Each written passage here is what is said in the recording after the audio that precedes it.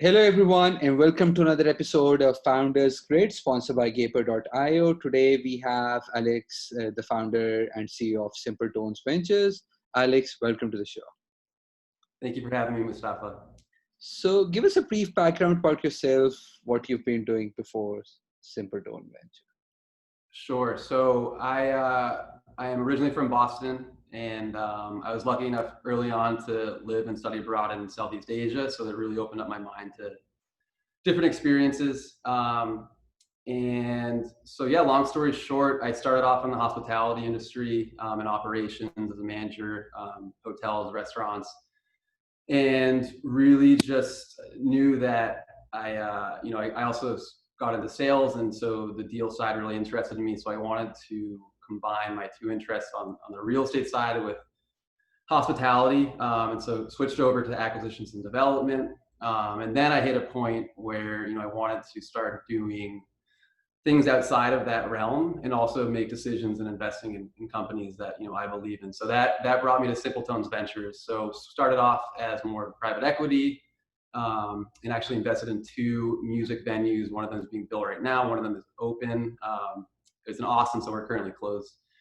50% occupancy is not worth it yet to open up. And then we have two hotels that are under development. So my history is in more private equity, but I am starting something called Venture University, and they have VU Fund, and it's basically a 2.5-month cohort where you can invest across different disciplines like frontier, AI, biotech, SpaceX, fintech, PropTech, healthcare, and consumer and enterprise.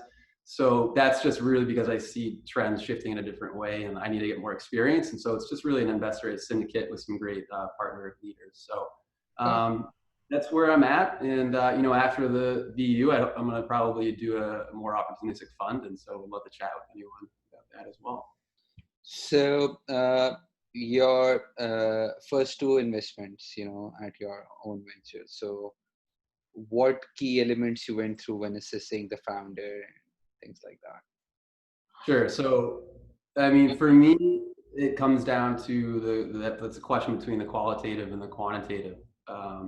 Just a vision of an investment. And for me personally, I really, especially with early stage and seed A, seed B stages, the founder is that much more important, because from a numbers perspective, you can really, I've been on the flip side raising money for my own startup.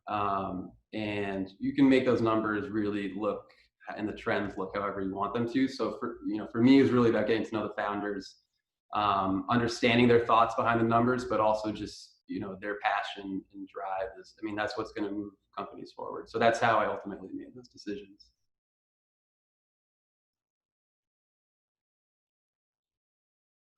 Sorry, I forgot to unmute.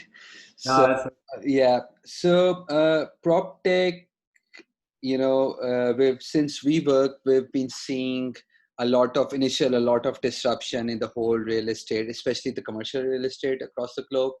And then last September, the whole WeWork's debacle started unfolding, right? And while we were still in the middle of it, conversations happening, what will happen to the future of office and everything, and COVID happened, right?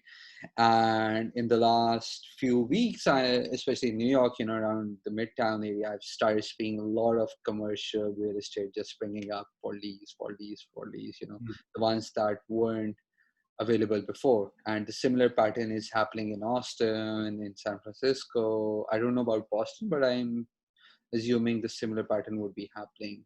And so I don't know the current study that is available, but a lot of millions of commercial real estate, retail, as well as office would be becoming available. So what are your thought process? What PropTech opportunities do you see coming up going forward in these spaces? Yeah, no, it's a really timely question. For Boston, ironically enough, we haven't seen those signs yet, but it's because we've had, wooden planks put up to, because of the protest, which is an equally important conversation to be having, which deserves obviously its own time towards it instead of getting meshed in here. But So we haven't felt that as much, to be honest, in terms of, purely the vacancy piece. I think April and May rent roll was pretty strong, at least from what I know for Boston. I know that's not necessarily the case, and that's kind of correlated towards the income disparities that you see across, the nation, where this is starting to hit certain areas and people harder, and will last longer, I think, for others. So there's a lot of work to be done ahead. In terms of PropTech, as it relates to new opportunities, what I've been telling a lot of people is that you have to be careful not to put too much emphasis onto correcting what I hope and will be a short-term, issue. I just, as a hotelier, by blood, I kind of revert back to the fact that my core belief is things will get back to where they are, but I also think there is a huge opportunity to flex. Through all of this, technology has been a huge piece, and I think for commercial real estate, or even residential, when you look at like new water sensing leak techniques that I've seen some startups come out with, like there's now a need and an awareness behind the fact that we have to implement more technology. So I'm excited to see where it is. My caveat is that it shouldn't come from a place of fear that we have to do all this stuff because of the pandemic.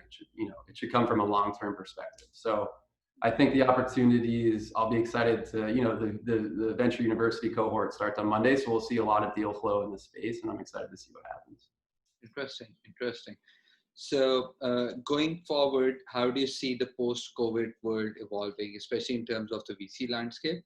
Because we're hearing multiple things like, the VCs are rethinking their investment thesis, startups term sheets are not being done, the companies are telling them to restructure and everything. The runways are increasing from 12 months to 2 years, 3 years. So how do you see all of that evolving?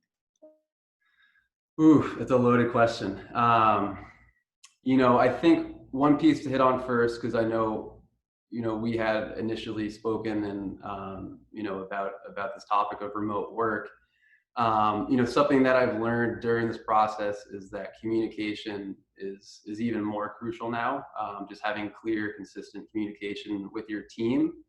And I think that we've also learned that working remotely, if done right through that type of communication, creates a lot of efficiencies with time and money. People aren't having to pay high rent. It's also going to allow these companies like a Facebook to hire just as skilled labor in different countries in India, and so it's going to raise, I think, the global income gap, or at least I should say it should raise the global wage and decrease the global wage gap, I hope.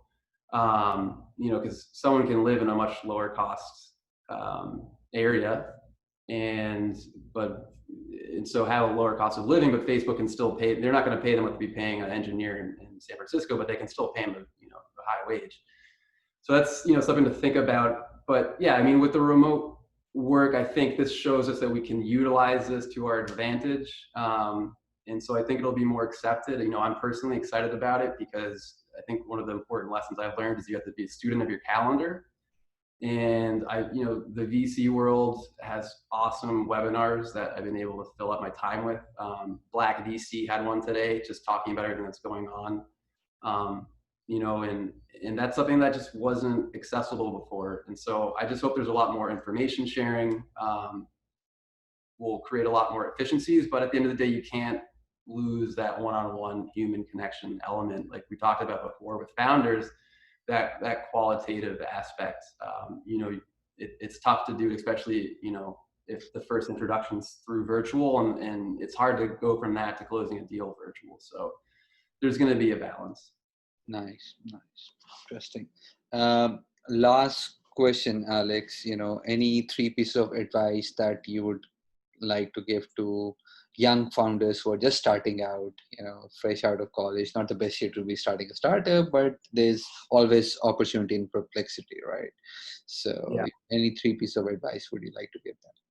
Yeah, I think there's a few things. One is ask. Find someone that you think could be helpful in you know, there are always people willing to help out younger people. And if they can't, see if they, you know, they're acting as a sponsor, then see if they have a power sponsor that they can connect you with. You'd be surprised what you can, you know, receive if you just ask. In terms of receiving, I think it's equally important. Just offer yourself, offer your help, even if it means doing some stuff unpaid. If you can do that early on, that'll, you know, work wonders in terms of networking. So those two are kind of, you know, tied into each other. But yeah, just try and give without expecting anything in return. Just become as knowledgeable as possible.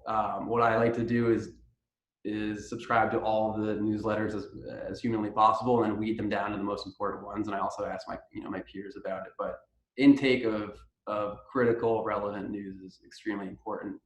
And you know, just stay passionate. Make sure that you're doing it for the right reasons, and you know, just it can get lonely out there. But if you have, you know, a good team behind you, or a good board, it means all the difference. So just try and lean on that as much as possible.